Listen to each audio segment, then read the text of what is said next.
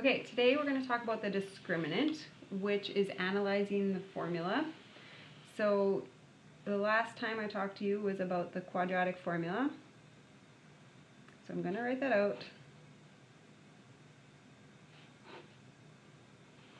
Okay, so when I talk to you about the discriminant, it is this part of the formula. So just b squared minus 4ac is the discriminant.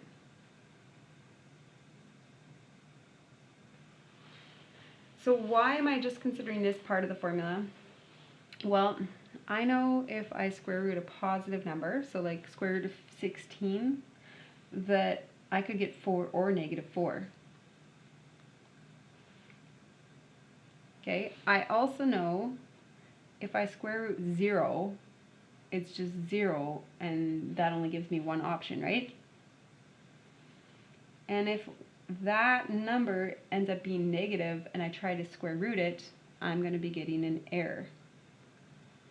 So this is the rule about the discriminant. So if this number, when you calculate just this part, if it's positive, it'll end up being 2 answers, 0, 1 answer, negative, no answer. What does that mean with quadratics? Some quadratics might have 2 answers. Some quadratics might have 1 answer, and that quadratic will never touch the x-axis, and it won't have any solutions. So that is why there's 3 situations. Okay, so here let's do an example.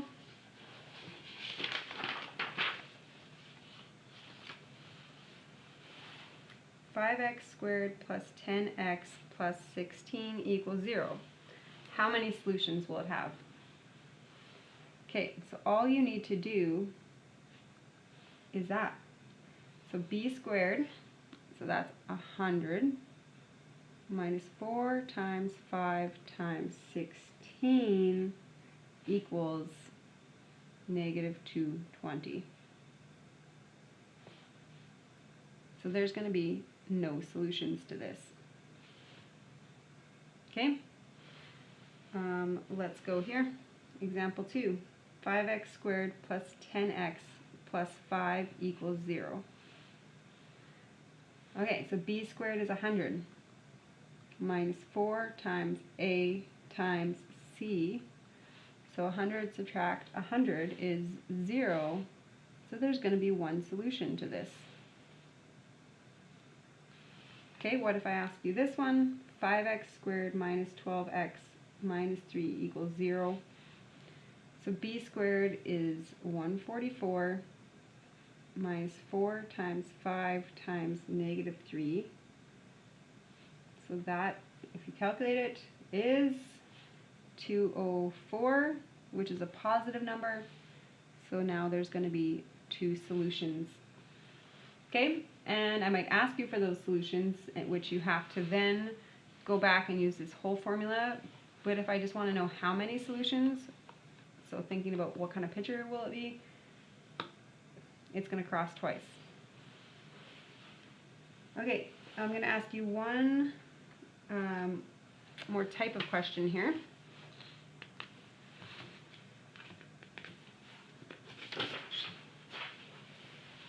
Okay, 4x squared plus 12x plus k equals 0. Find the k value that gives one solution. Okay, so I know to get one solution, this is what needs to happen. Your discriminant has to be 0. So b squared, 144, minus 4 times a times c, right, I put the k there, has to be equal to 0. Okay, so here I'm going to put those two together. So 144 minus 16k equals 0. I'm just going to do some algebra here. I'm going to move the k to the other side, the k term, and divide by 16. So k has to be 9. So if this was 9,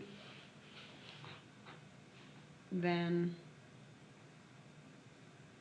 your quadratic will hit that x line once. Your x-intercept. Okay, so what if I give you this? 3x squared minus 12x plus k equals 0. K values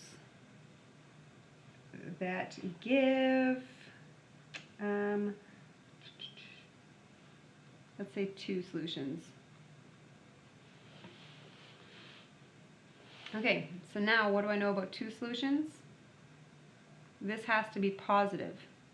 So therefore, I'm going to write a math statement about it being greater than 0, right? That's positive. Okay, so b squared is 144 minus 4 times 3 times k, and that has to be greater than 0. Okay, changing this to a 12k. I'm going to move the k term over. I'm going to divide by 12. So I get 12 is greater than k, or in other words, k is less than 12. So if this term was 11, 10, 9, those would all give 2 solutions. But if this was 13, 14, they would not produce 2 solutions anymore. Okay? I just want to go back here, and what if you had done your algebra differently? What if you moved the 144 to the other side? Then you would be dividing by negative 12, and there's a little bit of a trick when you divide by a negative number. Negative division or multiplication makes your inequality sign flip. So do you see that? Now we have the same matching answer. So this is just if you divide or times by a negative, inequality flips. It's just a little rule you got to remember.